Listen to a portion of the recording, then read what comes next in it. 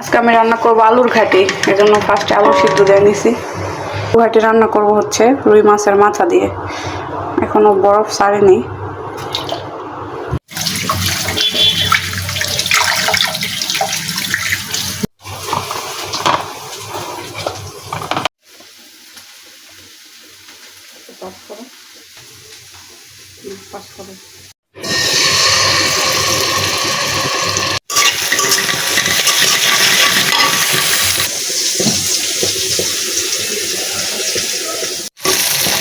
ফার্স্টে এখন মাথাটা কষাই নেব। মাথা কষানো হলে পরে এখানে আলু পানি মিক্স করে রাখছি। আলু গলাইয়া লবণ দিয়া হলুদ দিয়া পানি দিয়া মিক্স করে রাখছি। মাথা কষানো হলে এটা ওখানে দিয়ে দিব।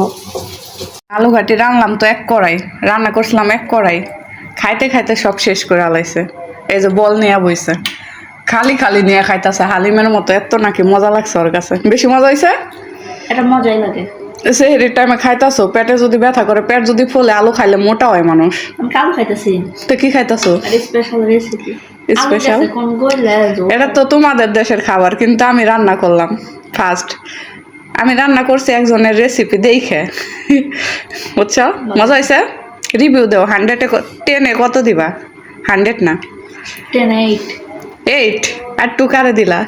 আর তো আরো মজা হইতো। আরো মজা হইতো। এর লিগে তোর রান্না কিছু খাওয়াইতে মন চায় না। 10 দিতাম। হ, মজা হইতো না। ঠিক আছে, খাইবেন না তাহলে দে, বল দে। দেখেন গাছ খায়া নয়া তারপরে বদনাম করে। গাছের ঘরে গাছের আপনারা কমেন্ট করে কইবেন খায়া নয় কে লেগে বদনাম করে।